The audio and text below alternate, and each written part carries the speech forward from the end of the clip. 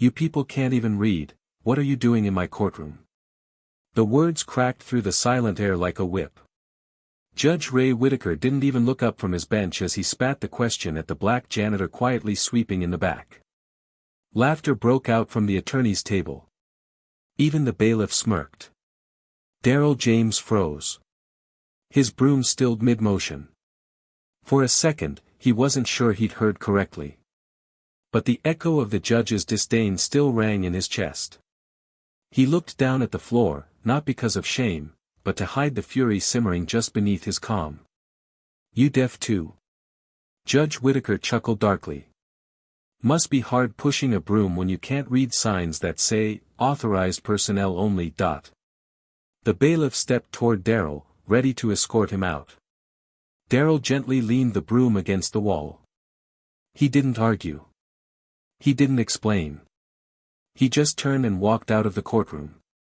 But what no one noticed was the folded letter Judge Whittaker had just tossed aside in front of him, signed by the James Family Foundation. And the signature at the bottom? Darrell James. But no one knew that, yet. Outside the courtroom, Darrell sat quietly on the courthouse bench, the mop bucket beside him untouched. The sting of that moment burned deep, not because it was the first insult, but because it came from a man presiding over justice. He had heard words like those before. From landlords who wouldn't rent to his kind. From professors who said his application was probably plagiarized. From lawyers who thought janitors didn't have thoughts of their own. What the judge didn't know was that this courtroom, this very building, had once been on the brink of shutting down a civil rights case, until one anonymous donor stepped in. That donor? Darrell. The truth? Darrell had once been a brilliant civil rights attorney.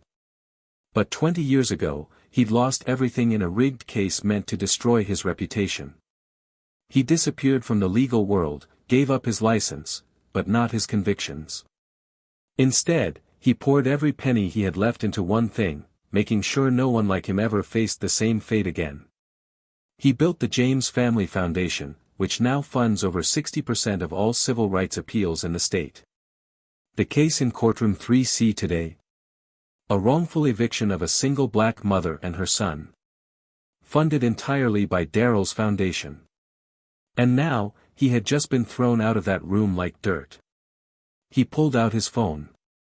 One name flashed on the screen, Rachel Bloom, senior counsel on the case. He sent a single message, I'm going to make an appearance, clear the air. 15 minutes later, Courtroom 3C was packed again. The judge returned from recess, visibly amused.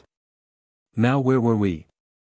Ah yes, the defense's ridiculous claim that this eviction was racially motivated. Let's get this circus over with. Rachel Bloom stood. Your Honor, before we proceed, I respectfully request to introduce a silent party who has the right to be present in this hearing. Judge Whittaker raised an eyebrow. Is this another PR stunt? No, sir, she said, turning toward the back of the room. Mr. James, would you please come forward? Gasps rippled through the gallery as Darrell entered, not in a janitor's uniform this time, but in a tailored navy suit, crisp white shirt and polished brown shoes. He carried the same quiet strength, but this time, everyone felt it. Judge Whittaker leaned forward, confused. Who is this? Rachel smiled. The man you mocked earlier as illiterate is Mr. Darrell James, founder and president of the James Family Foundation. The primary funder of this civil rights lawsuit. The same name you ignored on the sponsorship letter we submitted earlier this morning. The judge's face blanched. Darrell stepped forward, his voice even but powerful. You asked me what I was doing in your courtroom, Your Honor. I was here watching how justice would be served, on a case I personally funded. But when you saw me with a broom, you assumed I had no business here. Silence swallowed the room. No one laughed now. Judge Whittaker cleared his throat, visibly rattled. Mr. James, I didn't recognize. You didn't need to recognize me, Darrell cut in. You just needed to treat me like a human being. The gallery remained frozen, not a breath stirred. The judge fumbled with papers. The bailiff stepped back toward his post, shame washing over his features. Even the court reporter had paused typing. Then Darrell turned toward the mother and son sitting at the plaintiff's table. "Ms. Carter, I want you to know, your fight isn't alone. Whatever this court decides today, your dignity will remain untouched."